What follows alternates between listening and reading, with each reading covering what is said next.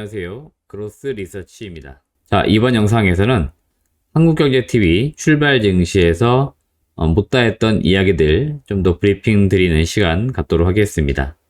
우선 영상을 시청하시기 전에 구독과 좋아요, 알람 설정 한 번씩 부탁을 드리겠습니다.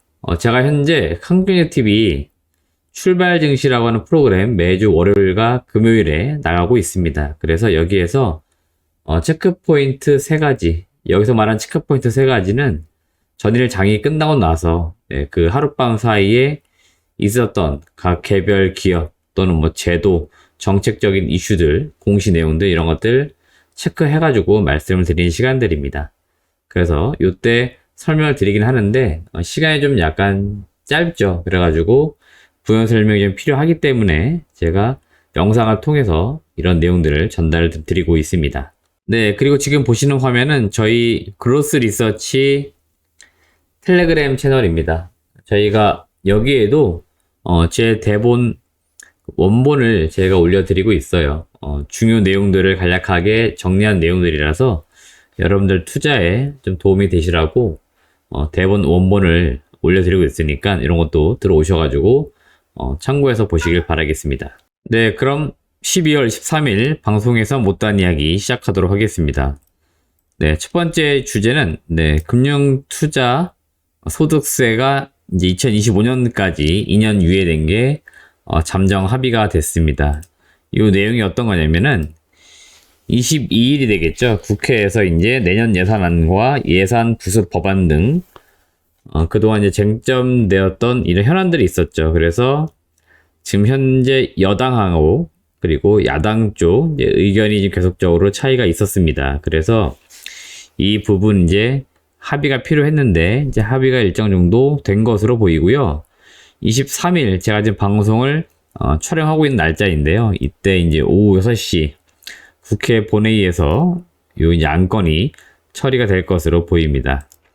그 여러 가지 내용들이 있는데 그 중에서 증시와 관련해서 결정된 그 사안들을 좀 보시면은 가장 시장에서 지금 주목을 많이 하고 있었던 게 요 금융투자 소득세, 그래서 줄여가지고 금투세 시행되는 게 2023년도 시작이 사실은 원래대로라면 예정되어 있었는데요. 이게 2년 유예되는 것으로 잠정 합의가 된 것으로 보입니다. 이 금융투자 소득세가 어떤 건지 이제 모르시는 분들이 있어서 간단히 설명을 드리면은 대표적으로 뭐 주식, 뭐 채권, 펀드, 파생상품, 그러니까 투자 상품에서 발생이 된 수익 중에서 연간 기준으로 볼 때 5천만 원이 넘어가는 부분에 대해서 뭐 지방세를 빼고 대략 한 20% 정도의 세율을 매기는 제도입니다. 그러니까 예를 들어서 저 이재모라고 하는 사람이 1년 동안 주식을 이제 한 겁니다. 그래서 대략 한 1억 정도의 수익을 냈다라고 가정을 하면은 5천만 원까지는 세금을 이제 물리지 않는 거죠.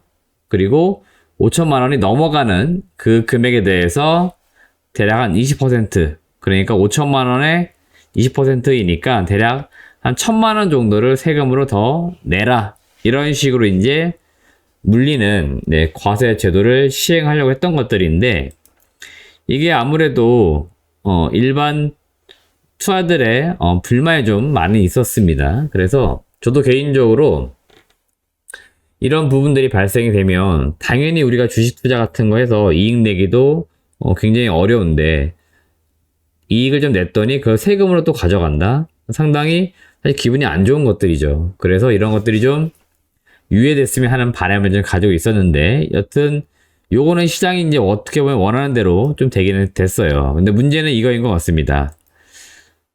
이 주식 양도소득세를 그대로 유지를 시켰는데 중요한 건 이 대주주의 기준을 10억 원으로 정해버린 겁니다. 그래서 이게 뭐 특정 개인뿐만 아니고 예를 들어서 뭐 가족이라든지 친족, 그러니까 직계 존 비속 포함해가지고 어떤 특정 종목에 10억 이상 뭐 보유를 하고 있다. 그러면 대주주의 기준에 충족이 되는 거죠.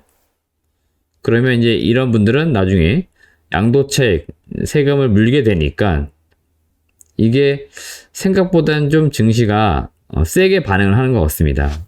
오늘 지금 23일 장을 잘 보시면은 물론 전날 미국 시장이 좀 안 좋았던 것도 분위기는 있었는데 그거보다 좀 더 세게 지금 빠지고 있거든요. 특히 코스닥 시장 내에서 바이오 기업을 중심으로 굉장히 많이 빠지고 있습니다. 이게 뭘 의미하는 거겠습니까? 결국 10억 밑으로 금액을 맞춰 놔야 되는 거예요. 그래서 그 물량들이 지금 쏟아지고 있는 것들입니다. 그래서 22년도 결산 권리주주 기준으로 볼 때 특정 어떤 종목에서 10억 밑으로 맞춰놓기 위한 그 매도 물량들이 지금 출회가 되고 있다. 그래서 이거는 좀 어느 정도 제가 볼 때 보완이 필요합니다.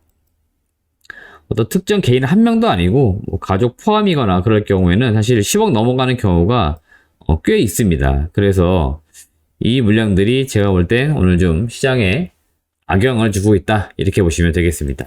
또 세 번째 좀 바뀐 내용은 뭐냐면 이 증권거래세를 단계적으로 인하하는데 합의를 했는데요. 요 증권거래세라고 하는 것들은 주식을 팔 때 내는 세금입니다. 그래서 우리가 통상적으로 주식을 매도하게 되면은 재비용이라고 해가지고 거래세, 세금도 내고 그 다음에 증권사에게 주는 수수료 이런 것들을 떼가게 되죠. 근데 그 중에서 요 증권거래세율 요걸 좀 낮추는 것으로 합의를 했습니다. 그래서 단계적으로 현행 지금 한 0.23%의 증권거래세율을 내고 있는데요. 이건 코스닥 기준입니다. 25년도 가면은 0.15까지 단계적으로 인하가 될 예정인데 사실 이 부분도 인하된다라고 해서 좋은 것 같긴 하지만 요건 폐지가 돼야 돼요. 제가 볼 때. 요건 폐지가 되어야 맞는데 이거는 사실은 조세 원칙에도 좀 위반됩니다. 소득이 있는 쪽에서 세금이 낸다. 이건 우리가 늘 받아들일 수 있지만 주식을 이거는 매도할 때 내는 세금이거든요. 무슨 얘기냐면은 내가 주식을 이익을 보는 게 아니고 손실을 봤을 때도 세금을 내야 된다는 겁니다. 그러니까 손해를 봤는데 또 세금 또 내요. 그래서 이거는 사실은 폐지하는 쪽으로 가야 되는데 뭐 일단은 뭐 인하 좀 낮춰주는 쪽으로 포커스는 된 것 같고요. 개인적으로는 좀 선진국처럼 이런 것도 폐지가 좀 됐으면 좋겠다. 네, 그런 생각을 좀 가지고 있습니다. 여담이긴 한데 저희 방송 끝나고 그 패널 이제 몇 분이서 나오는 길에 요거 관련돼서 이야기를 좀 했는데 국회의원들 요거 좀 한 거죠. 네, 그래서 그러니까 좀 제도적으로 우리나라가 약간 좀 더 선진국으로 가려면은 선진국에 맞는 이제 그런 좀 제도적인 뒷받침이 필요합니다. 근데 그런 것들이 좀 안 되고 있기 때문에 실질적으로 현업에 있는 저희 같은 사람들 입장에서 볼 때 좀 답답하다 이런 생각들을 좀 갖고 있는 것들 그냥 뭐 한풀이 정도로 뭐 이야기한 걸로 그냥 들어주시면 될 것 같습니다. 여튼 결론적으로 지금 이 이슈 때문에 물량은 좀 나올 것 같고요. 이게 23일 금요일인데 24, 25 지난 다음에 26일, 27일까지 매도 물량이 출하가 될 거고요. 시장이 수요일날 바로 반등을 하겠죠. 그렇게 좀 어느 정도 예상을 좀 해보시면 될 것 같습니다. 두 번째 체크 포인트는 그 한국과 중국의 노선수가 이제 좀 더 증편이 되는 것 같습니다. 지금 11월 들어서 12월 들어서 그 11월 달 데이터들이 나오는데 일본 쪽 지금 상당히 그 여객이 상당히 많습니다. 여객 수요가 많고요. 대만도 지금 제한을 좀 풀어줬고요. 중국까지도 이제 조금씩 뭔가 완화가 되고 있습니다. 그래서 중국 노선까지 이제 방역 규제가 대폭 완화가 되면서 한국과 중국을 오가는 비행기 운항 횟수가 좀 증가된다고 보시면 되겠습니다. 우선 LCC 업체들을 계속 주목을 하셔야 될 것 같고요. 진에어가 그 22일 날 보고서가 나왔는데 제목이 이런 겁니다. 4분기는 시작에 불과하다. 그래서 그 내용을 잘 보시면은 4분기 실적이 컨센서스보다 크게 상회한다는 게 주요 내용입니다. 그래서 영업이익 182억을 기록하면서 드디어 15개 분기 만에 진에어도 흑자 전환이 가능하다. 이런 의견과 함께 매수에 대한 의견을 좀 전달하는 것 같아요. LCC 업체들 중에서 제주항공 같은 경우에 가장 먼저 실적 턴어라운드 기대가 되는 종목으로 많이 꼽고 있습니다. 그래서 제주항공, 진에어, TA항공 이런 기업들이 빠르면 22년도 4분기부터 실적이 플러스가 되면서 내년도에는 본격적으로 다시 적자에서 연간 단위로 흑자로 전환되는 그런 해를 맞을 것 같습니다. 그래서 제가 볼 땐 지금 항공주들이 바닥에서 한 최소 한 30% 정도씩은 올라온 것 같은데 추가적으로 더 올라갈 만한 여지가 있다. 개인적으로 보고 있으니까 지금 시점에서는 항공주들 관심을 좀 많이 가져보시길 바라겠습니다. 이와 뭐 더불어서 이제 화장품, 면세 이런 쪽도 어느 정도 매출이 좀 회복은 될 것 같습니다. 그래서 완벽하게 뭐 많이 된다 이렇게 볼 수는 없겠지만 그래도 나름대로 운항 횟수가 증가하면서 좀 실적이 회복되는 모습들은 각 섹터별로 좀 나온다 이렇게 보시면 좋습니다.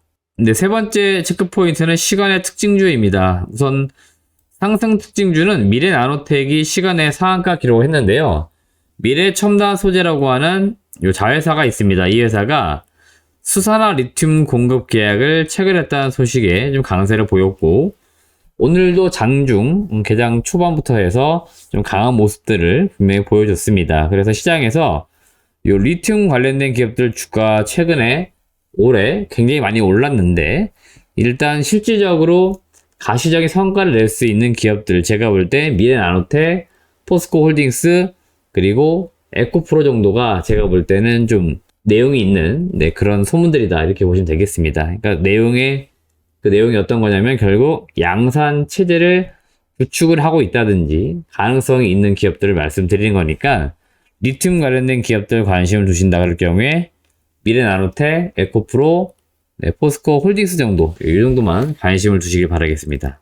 두 번째 SN코어라고 하는 기업도 시간에서 7% 올랐는데요. 이 기업은 SK온 쪽으로 배터리와 관련된 물류 자동화 시스템을 구축한다 이런 공시를 좀 했습니다.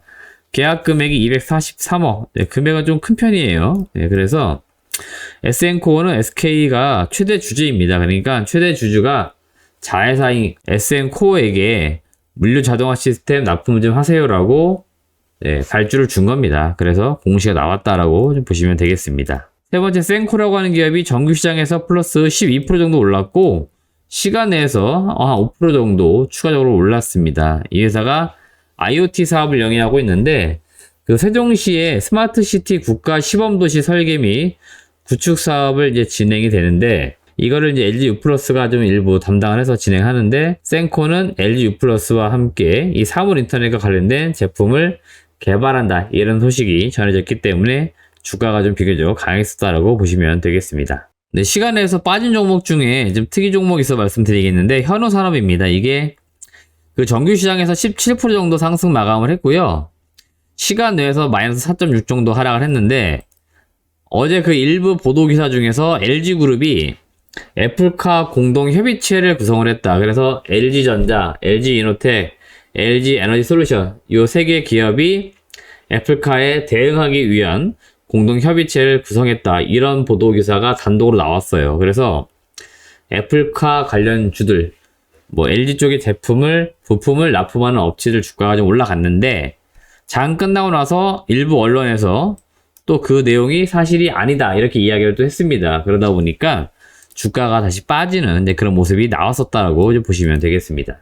네, 오늘 공략주는 핀텔이라고 하는 기업 제가 말씀을 드렸는데 이 회사 같은 경우에는 제가 보고서를 어제 올렸습니다. 그래서 그 보고서 내용을 좀 보시면 좋을 것 같습니다. 오히려 보고서 내용이 좀 더 자세하게 잘 나와 있으니까 보고서를 좀 한 번씩 읽어봐 주시길 바라겠고요.